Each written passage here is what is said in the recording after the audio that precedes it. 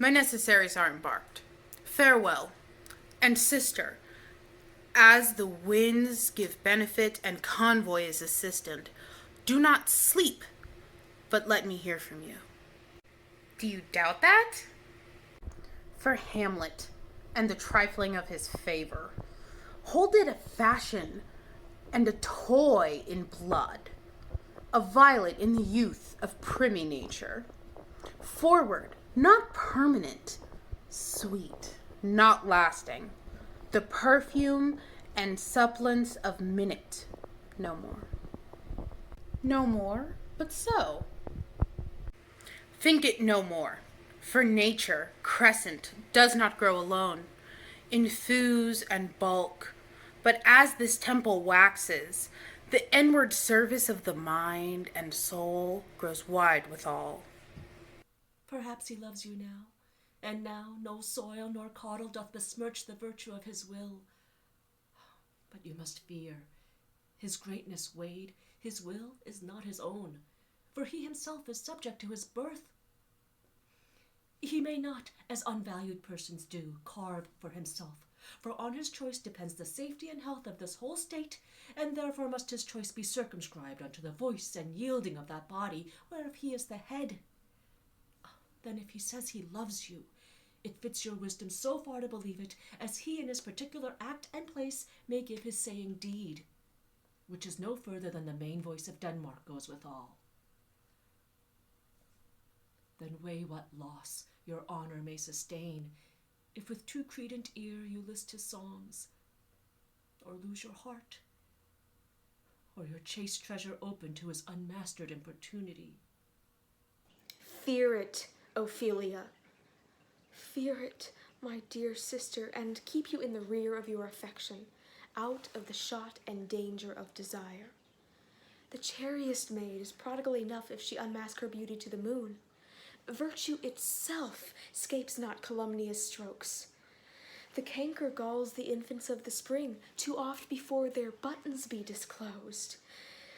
And in the morn and liquid dew of youth, contagious blastments are most imminent. Be wary then. Best safety lies in fear. Youth to itself rebels, though none else near. I shall the effect of this good lesson keep, as watchman to my heart.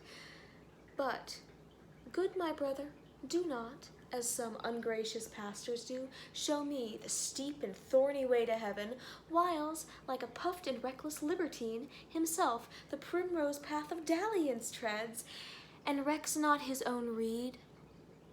Oh, fear me not. I stay too long. But here my father comes. A double blessing is a double grace. Occasion smiles upon a second leave. Yet here, Laertes. Aboard! Aboard! For shame! The wind sits in the shoulder of your sail, and you're stayed for. There! My blessing with thee, and these few precepts in thy memory. See thou character. Give thy thoughts no tongue, nor any unproportioned thought is act. Be thou familiar, but by no means vulgar. Those friends thou hast, and their adoption tried, grapple them to thy soul with hoops of steel. But do not dull thy palm with entertainment of each new-hatched, unfledged comrade. No. Beware of entrance into a quarrel, but being in, bet that the opposed may be beware of thee. Give every man thy ear, but few thy voice.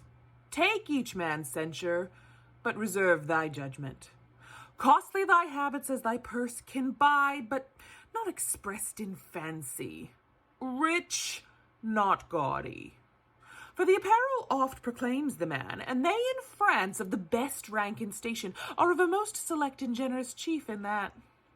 neither a borrower nor a lender be, for loan oft loses both itself and friend, and borrowing dulls the edge of husbandry.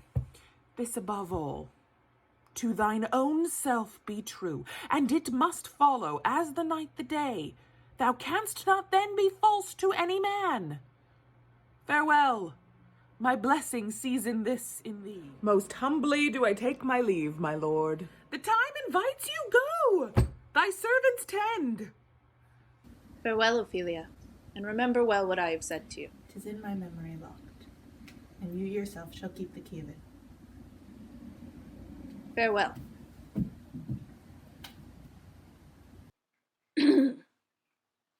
What is't, Ophelia, he has said to you?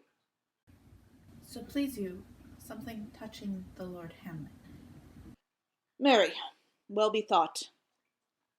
'Tis told me he hath very oft of late given private time to you, and you yourself have of your audience been most free and bounteous. If it be so, as so 'tis put on me, and that in way of caution I must tell you, you do not understand yourself so clearly, as it behooves my daughter and your honor. What is between you? Give me up the truth.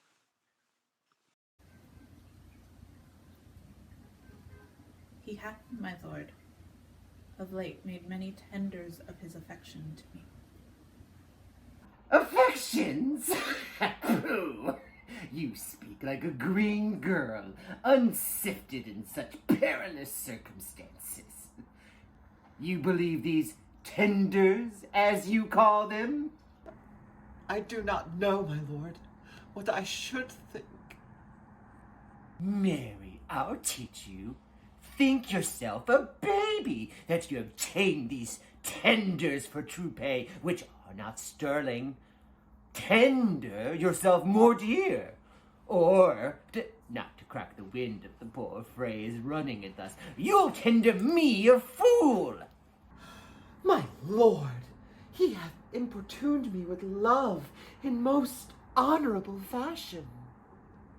Ay, fashion, you may call it. Go to.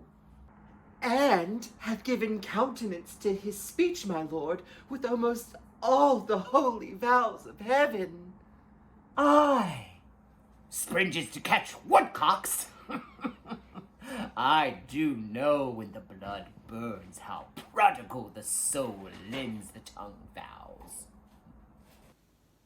These blazes, daughter, giving more light than heat, extinct in both, even in their promise, as it is a making, you must not take fire for fire.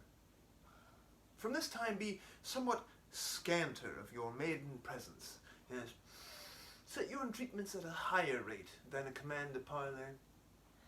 For Lord Hamlet believes so much in him that he is young, and with a larger tether may he walk than may be given you. In few, Ophelia, do not believe his vows, for they are brokers, not of that dye which their investments show, but mere implorators of unholy suits, breathing like sanctified and pious bawds, the better to beguile.